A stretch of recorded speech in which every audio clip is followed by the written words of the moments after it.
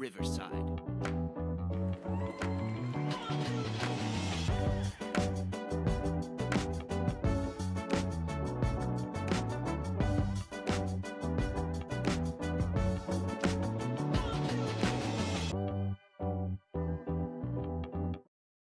We're both excited.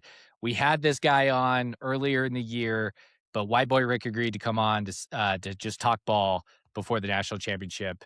Are you pumped?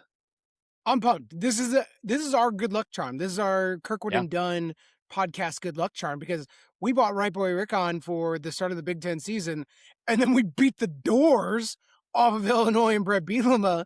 And so we've been rolling in the playoffs with 50-point wins, basically. I feel like we could get another one now that Rick's going to make his second appearance on the Kirkwood and Dunn podcast. And you are listening to the Kirkwood and Dunn podcast. I'm Trent. And I'm Tim. And follow us online at Twitter, Instagram, TikTok, YouTube at Kirkwood and Dunn. Please like and subscribe. Been awesome lately doing that, and we really appreciate it. We know that what content we're trying to give you, Indiana fans are appreciating. Miami fans are hating. So that's what makes it all fun. White Boy Rick is, for those who don't know, because we have a lot of new listeners, he is a Barstool personality. He graduated from Indiana. He's one of the best talkers online. And yes, I did just swear, and this is probably a good episode. If you do have kids around, just, don't listen to this one, or listen on earbuds, because parental discretion is advised. But we're really appreciative of Rick. So let's get to the interview. I told Kadick and White Boy Rick, if Indiana wins, you guys are going to the national championship. We are now joined by the man, the myth, the legend, White Boy Rick. Rick, we had you on before the Illinois game, but I think we were averaging like 45 listeners at the time. So now we've grown just a little bit. Oh, boys are running up the numbers. Yeah, exactly. So this might be the first time that people are hearing you be interviewed for a podcast. We appreciate you taking the time, because you've got a trip coming up. Yeah, we're going down to Miami. We're not coming back without a national championship. Very excited for that, and very excited to be on Talking Ball with the boys. It does feel like, kind of like you said, it feels like a lifetime ago since we last caught up. So much has happened. So excited to be here. Rick, I want to jump in, though. Like, where have you packed a belt yet? What is your belt situation for Miami? Have you decided, like, what you're going to be whipping around Hard Rock Stadium on Monday night? It took me a second. I was planning on going joggers just for the convenience, just the drawstring. But you're right. We are going to have something to do, something to apply to Miami's ass. That's going to have to be in the bag. I can't wait for Bison Drops to release Rick's belt for sale for NIL money, auction that off. Yeah, they can have it for sure. Anything for NIL. Rick, so last time we did talk to you, for those that don't know, it was right before the Illinois game. Figured it was good luck. We win by 50 plus points against Illinois. We bring you back. So let's get caught up on your season. What has this ride been for you? And for those who don't know, I'm going to publicly state here, Rick is the origin story, the founder, the trademarker. I don't know if he ever actually trademarked it, of HeisMendoza.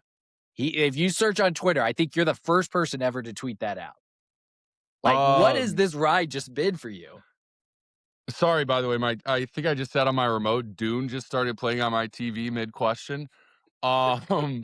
Yeah, just an unbelievable ride. Yeah, just being a part of Barstool while it's going on, and just having all my coworkers being around for it has been awesome as well. You just can't stop winning football games in my life right now, which is something I haven't been able to say for really my entire life. But it's just been fun. I've just been trying to really enjoy every moment, just trying to soak it in, because I think every Saturday just gets more fun than the last. And the HeisMendoza thing, I will say,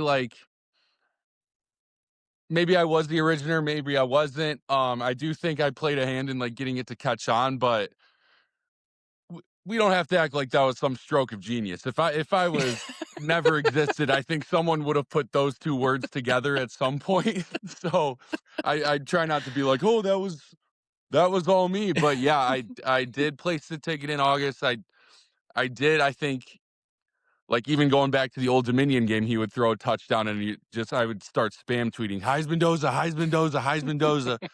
So maybe I kind of helped it to catch on, but I don't think I could 100% take credit for that one.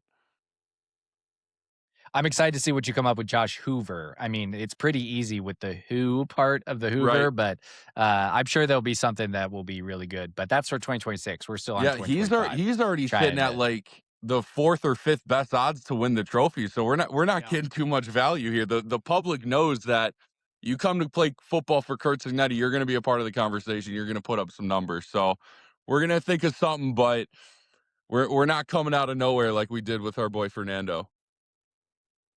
Yeah, Tim was pretty pissed about that. You did Tim, was it 12-1 is what you He had? was already at 12-1. And then I, Rick, I am with you as an Indiana Bears fan. That PFT commented and said, like, do you think you're even alive right now? No, not really.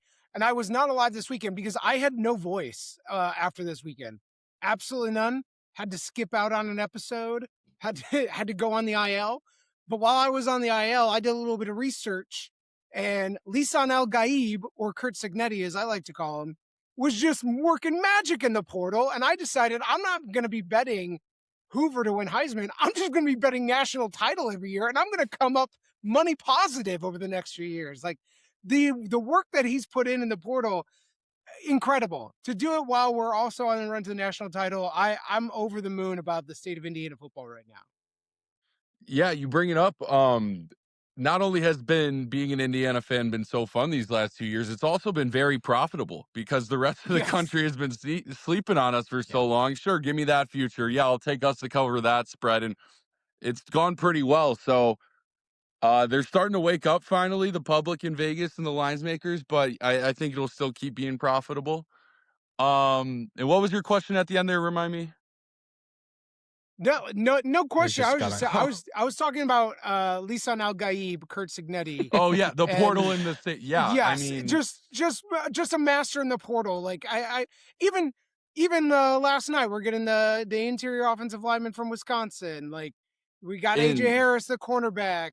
We're like there's rumors now about running back coming. Like the man is cooking. Meanwhile, you got like I was just watching Chris Felica, that loser, trying to talk about Miami on Fox and talking about like, well, we got to change the calendar because Mario hasn't been able to like get anybody in the portal. I'm like, doesn't stop Kurt Signetti. yeah, it's crazy.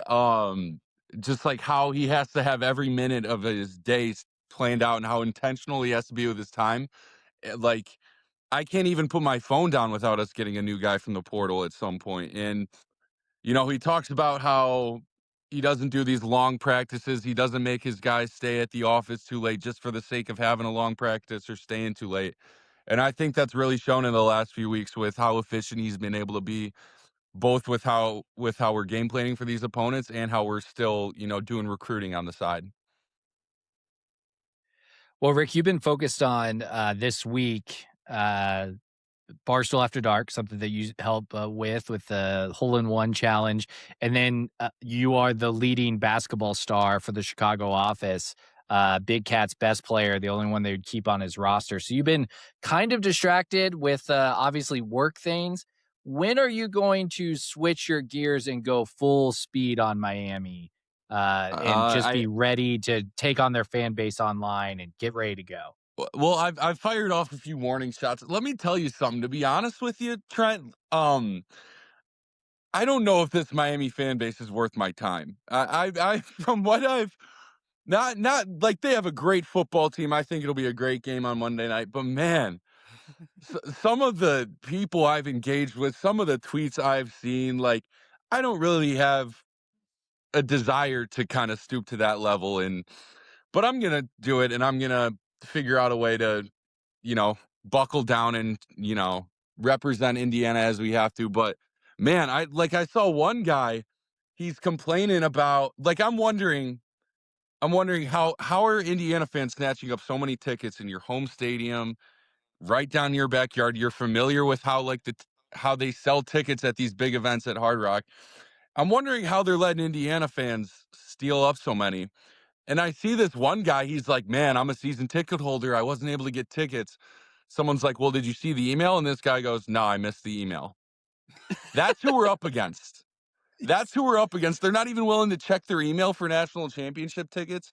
And, I've you know, seen multiple people get in front and got Miami tickets because they made an NIL donation for $100 100 and then bucks. got national championship game tickets from the Miami office. It's like, buddy, you guys we just started caring about football 2 years ago, and we are kicking your ass on the field and off the field. Good Yeah. grief, Miami. Yeah. I mean, Oregon fans, those are fans that you got to be willing to buckle your chin strap a little tighter and really get in the mud, because that's a fan base that control right back with you. Bama fans, even, you know, I'm They not had going their to say moments. anything too disparaging, but they fight hard for their team. They care a lot. Miami fans, I feel like I'm just talking to aliens from a different planet, and, like, I have not interacted with any fan base that's quite like them, where they're trying to talk shit while simultaneously lining up their excuses if they lose. They're like, "Oh, Yes. Indiana's cheating, but, oh, we're also so much bigger than Indiana, so we're gonna win so easily." And I don't know, man. Just pathetic on all fronts down there in Miami. I can't wait to go and interact in person. You've got a guy that is literally taking Indiana burners and finding when they were founded and his whole profile. And I he did says see he's a this one. writer. Yeah, and doing this. He went on mine and found that I tweeted at times about K-State. I graduated from K-State. I hate to break it to them about what multiple degrees from multiple institutions like, since most of them probably haven't even earned one. Like, it's like ruining the surprise. It's like Santa Claus Yeah. on Sunday morning, like trying to explain this to their kids. Yeah, I've been through something similar with my fan base getting checked recently. Yes. And I think it kind of makes a lot of sense that Notre Dame fans and Miami fans would be so confused about rooting for the school that you have a degree from, and rooting for a school that you spent 4 years on their campus and, emotionally invest in and pay tuition to and earn your degree from. I don't think that's something that the majority of Notre Dame fans or Miami fans can really comprehend. So I understand the confusion there in both of our cases. Yeah, for sure. Okay, let's kind of talk about what content are you doing down in Miami with Kadik? We just played the clip of your boss saying that you and Kadik are going down. Are you the Mincy, or is Kadik the Mincy in this situation? So that's my biggest concern, is we have a very tough act to follow. I don't know that Yes. myself or Kadik or both of us combined can be the Mincy, in the sense that, how do you follow up that week in Scottsdale that Mincy had? No. Um, I think Tate's gonna find a way to make it funny and make it entertaining. I think, Danny Boy Kane, he's an electric factory anytime you put him in front of a camera. Um, but yeah, to be honest with you, I am a little concerned. Like, how do I be as entertaining as that trip was? How do I give the people some entertainment? As of right now, it's probably just gonna be knock back a few beers and cheer for Indiana. That's all I Right. know how to do. So we'll see how it goes. Yeah. Right. Well, but really, all you got to do is get Kadik to take his shirt off, and then anything is possible. Right. So once you can get to that stage, shirtless Kadik, then you can really get some places going. Yeah. Yeah, me and Kadik have talked about it. He's kind of like he's the on camera, he's the pretty face, front facing guy for the program. I'm the burner that's on Twitter telling Miami fans to go die. That's kind of the roles we occupy. So I'll definitely let Kadik take the lead when we're down there. Yeah. That's One a of the Jordan things and Pippen dynamic for sure. exactly, Jordan Pippen. Yep. Yeah. I'm Well, the one guy of the when things Kadik has a problem. I'm the one that's like on Twitter digging up dirt on them. I'm the dark alley guy. One of the things that I think people miss out on, though, because you get like catch strays from people about not going to games. Like, I'm really glad you're getting to go to this game, but and you're like, buddy, my job is to be on the internet and like clip, and especially tried to go to Memorial Stadium in Bloomington is the black Right. box for any internet service. You can't do anything. So like the fact that you're getting to go, I don't think people realize though, if you go watch one of Barstool's like game viewing and like they're watching the game and you can watch the interaction, especially the Bears are playing or IU's playing. Like if IU's playing, Rick's been up front, but if the Bears are playing, he's in the back. Dude, you pace and like get so nervous. Like when you're in Hard Rock and there is a president in there, is Secret Service going to be like, dude, what's this giant doing down there and pacing around? Like, we need to go check on this kid. Well, first off, thank you for saying all that, because that's my biggest pet peeve is when people are like, "Oh, you're not a real fan. You're not going to this game Saturday." Like, no, I can't go. The busiest day of my work week, I can't go sit in Memorial for 4 hours. I wish I could. But it all came back around the fact that I'm going to this game specifically. I mean, Yeah. take the last 2 years of games 10 times over. It paid it off in the end. Yeah. What was the second half of what you said? About you pacing. Like, how are you going to Yeah. handle Hard Yeah. Rock just pacing around? That's why I don't really go out for games even when I do have the chance to, is I don't want to subject other people to how, anxious I get during Indiana games. But yeah, the Secret Service definitely throws a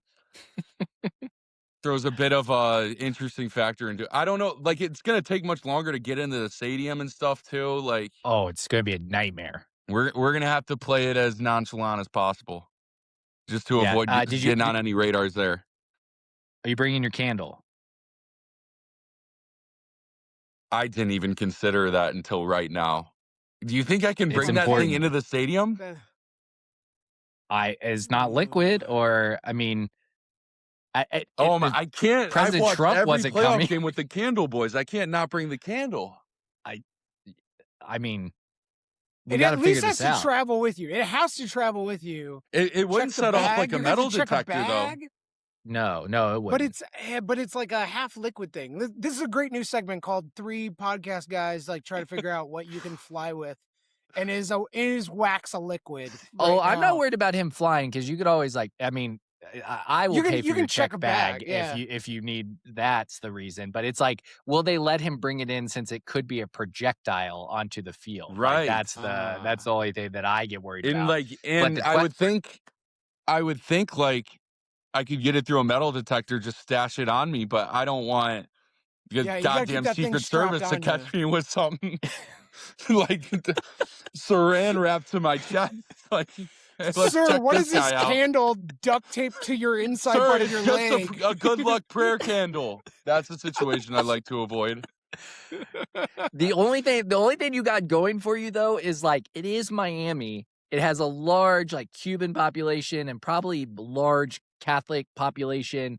You can't be the first prayer candle that has gone into the Hard Rock That's an Stadium excellent point. when they have the Yeah. Dolphins and the Hurricanes as their team. They probably have a dedicated portion of the website on Hard Rock Stadium, so I'll look into it after this and get back to you guys. Okay, well, yeah, we got to figure that out. So I'm glad we've got a few days to get our best minds on this. Thank you for bringing that up, because that thought had not even crossed my mind. Yeah. Well, I'm always looking for like the same rhythm, the same stuff. Like I'm wearing the same like dumb vest I've had since Autzen when I went out there because you just got to wear it, and I'm in Atlanta sweating through it because it's so muggy and like humid. So I do think about these things obsessively, which isn't good. I'm a big All right, Rick. superstition guy as well. All right, let's talk about the game itself. I was just telling Tim, I've been listening to a lot of national podcasts this week, even Unnecessary Roughness, Barstool's college football podcast. And everyone's got to play like, hey, we can't just sit here and be like, oh yeah, Indiana's going to blow them out, right? Like that's not a fun interactive podcast unless you're like two goons Us. like us that are just Yeah. do that all the time. But the problem that I am seeing is in a constant narrative around this game is that it is a lot of, hey, Miami does this really well. And then you're like, well, yeah, so they run the ball, but Indiana's like the second best run defense in the country. Like Carson Beck can't make mistakes. but he's prone to making mistakes. Well, Indiana makes the least amount of mistakes. Like, it's just like a constant, like, everyone's talking themselves in the pretzel. What's been your read on all the narratives around it and kind of your feeling of the game? Yeah, I think this is of the big games we've played, I think this is the most, we've had like the national analysts on our side. I think they've Yeah. finally hit a point where they've like thrown their hands up and been like, all right, Indiana's good. I admit it. Which would concern me if we had any other coach in the country that wasn't Kurt Cignetti, but I mean, he's locked in, they're tuned out of that. Um my read on it is kind of similar where it's like, oh, we point out how big and scary Miami's pass rush is and all the things Miami's pass rush can do. And then you go and look at the actual tape and the actual numbers, and Indiana has a better pass rush. And I don't know. I feel like we're hyping up Miami into like this version of Miami where they hit their full potential and they reach their full ceiling just to get to a version of Miami that could compete with Indiana. And I feel like we're already kind of at our ceiling as an Indiana team, and I think we are playing at our best. So, they could absolutely give us a game. They could beat us, absolutely. But I think we're favored by 8.5 points for a reason. I think we're already at the ceiling that we can be at, and I expect us to win pretty solidly. Well, when you look at the offensive side of the ball and you hear guys like Mesidor and Bain and like these defensive pass rush guys, Fernando Mendoza, Tim has stated this stat multiple times on the podcast. He has 8 touchdowns and only 5 incompletions in the postseason. He is playing next level stuff. Like next level, just like incredible thing. He now, with Dante Moore out, there's going to be no question he's the 1-1. Is Fernando Mendoza, when all said and done, going to be considered your best player ever in the history of Indiana football?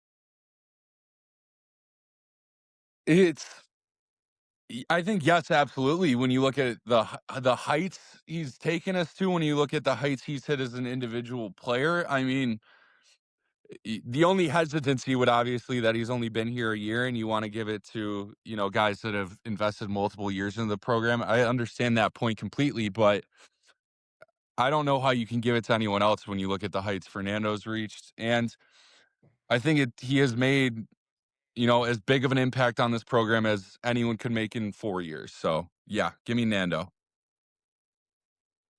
Yeah, that's awesome. With a special Well, shout out Rick, to Antoine Randall L, as we say that. We still love I Randall know, L, right? but Mendoza's our guy. There is a online debate as we sit talking right now of, besides current players, who's the best, and it's Anthony Thompson or Antoine Randall, and those are the two that are debating. But I don't know how you can't choose Randall L. Like that guy's electric factory. Yeah. Yeah. Okay, guys, I'm gonna give you like 2 minutes to talk to Bears before I wrap up this interview. There we go. Here we go. How Clear about out, him, clear baby? out. Bear down. I've been telling Trent all season long that we were going to the fucking playoffs. I told him that his damn Chiefs weren't going to go. And then I told him that Caleb Williams is motherfucking him. He is the guy. Like, get over it. I have no doubt when he gets that ball that the Iceman is leading us to a pathway to victory. I am over the moon. Like,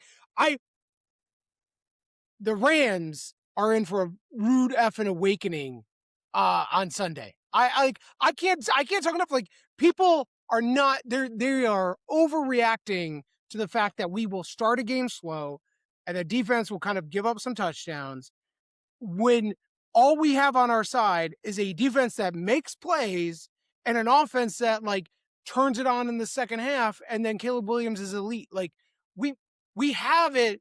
We have all the things that are out there for us. That's what I need to say. We are not getting enough respect.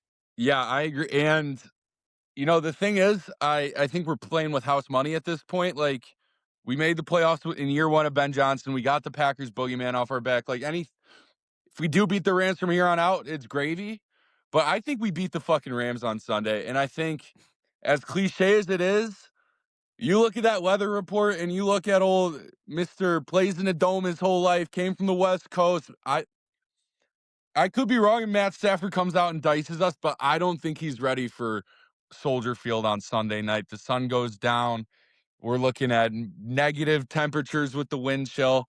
And yeah, the defense, it's not great, but it somehow always finds a way to make a play when we need one. Exactly. And yeah, I mean, like, I'll tell you what, man, I was at that game Saturday.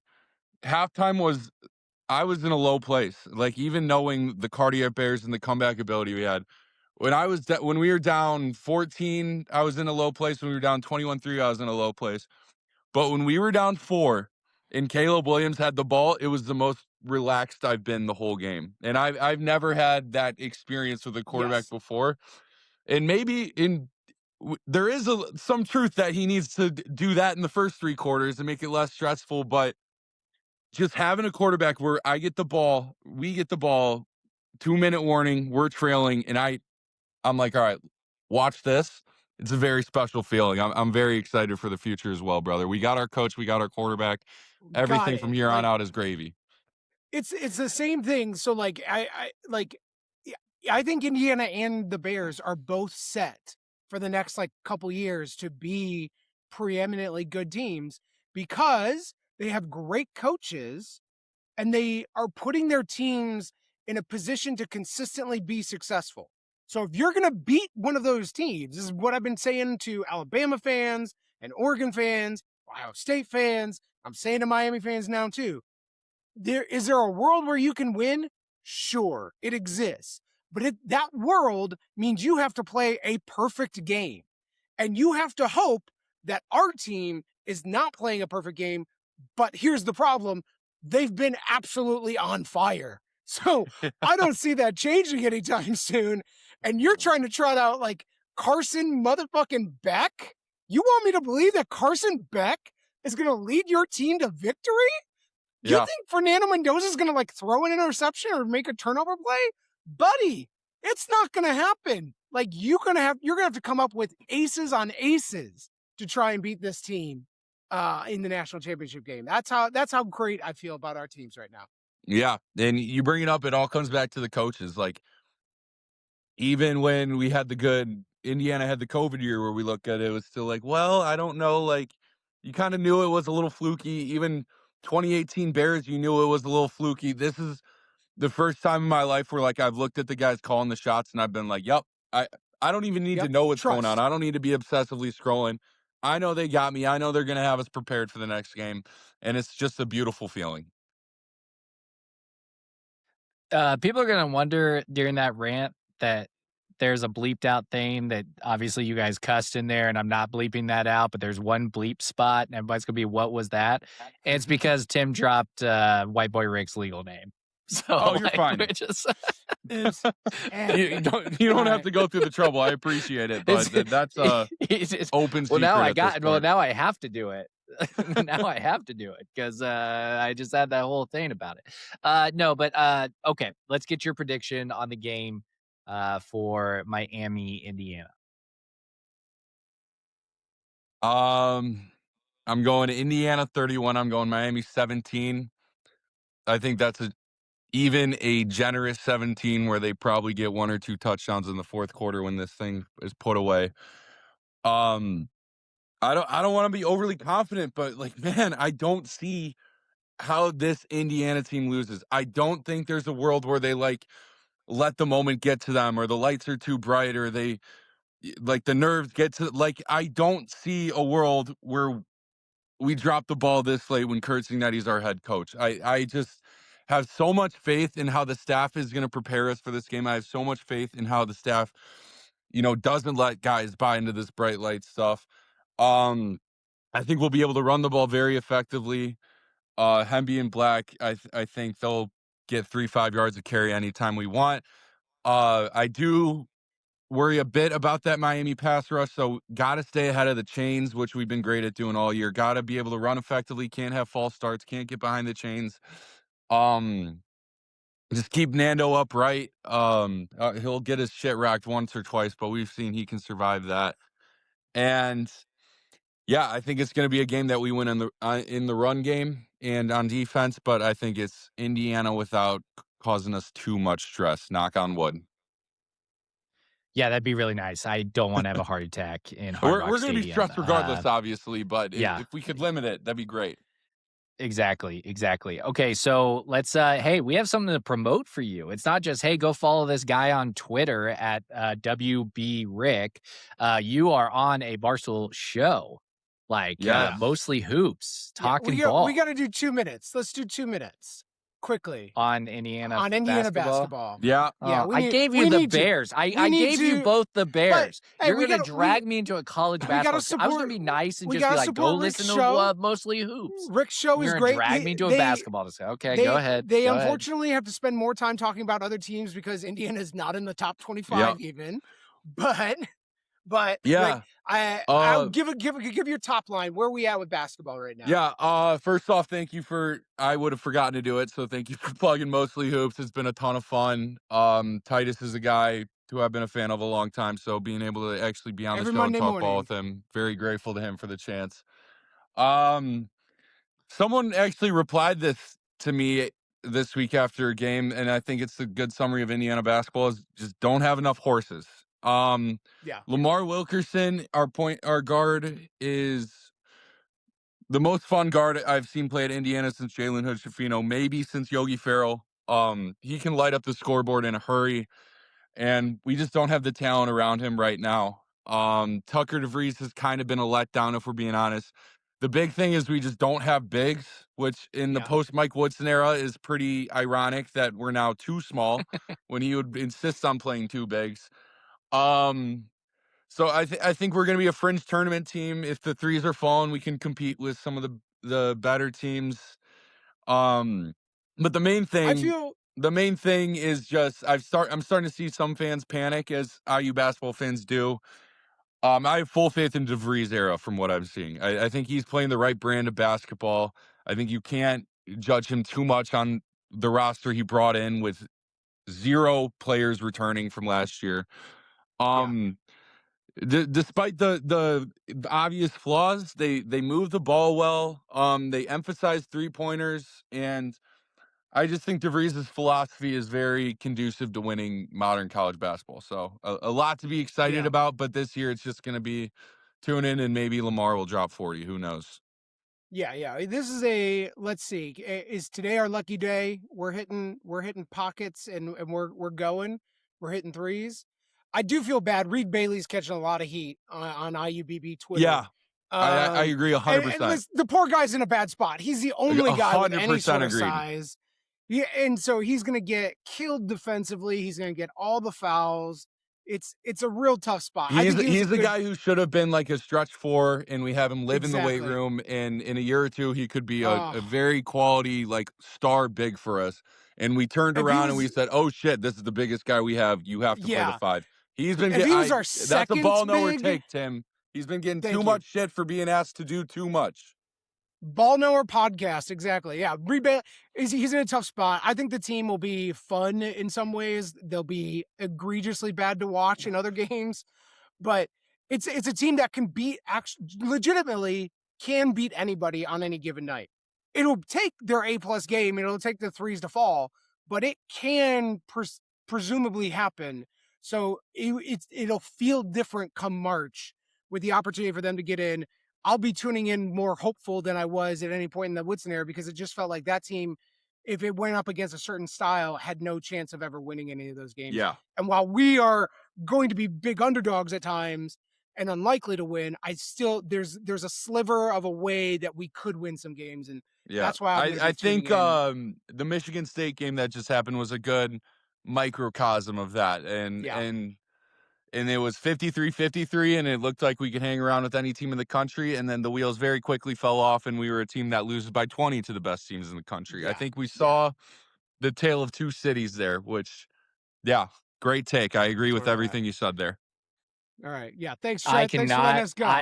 I cannot wait to get roasted on the internet that we spent 4 minutes talking college basketball when our team is playing for a national championship. In 49 states is just basketball, days. Man. I love this football team. I love what a dream season. I love what a dream season has been. I love what this football team has been. This is the least invested I've ever been in Indiana basketball, but it's like when your dog messes up. Like you're still gonna let him inside at the end of the night. You're not gonna leave him out in the rain. You're still gonna show him love when it comes down to it. Well, luckily, I get to do all the clipping. So unless they're listening to the podcast right now or seeing on Yeah. YouTube, Spotify, or Apple, that's the only time they'll know we actually talked about basketball if they're still And listening. shout out to you guys. I've been seeing the clips. They've been catching the algorithms lately, and a lot of it has been you guys eating shit. And that's the thing about actually putting out your content on the internet and actually putting out your takes is you catch a lot of shit for them, and then it turns out you're right. All of a sudden, nobody is coming back and being like, "Oh, hand up, I apologize." So, just wanted to say, it's been great to see you guys, killing it in that regard, and it's been very funny to see how your ability to piss off opposing fan bases. It's Well, nice we to have appreciate someone that. else in the troll trenches with me. So, Yes, been yes. love seeing it, boys. Uh, Always rooting for you guys. we had a moment this week that not many people in our world in our personal lives understand, and Tim and I are like, we tell people this, they have no idea. Danny Boy Kane retweeted us, and we were like, No.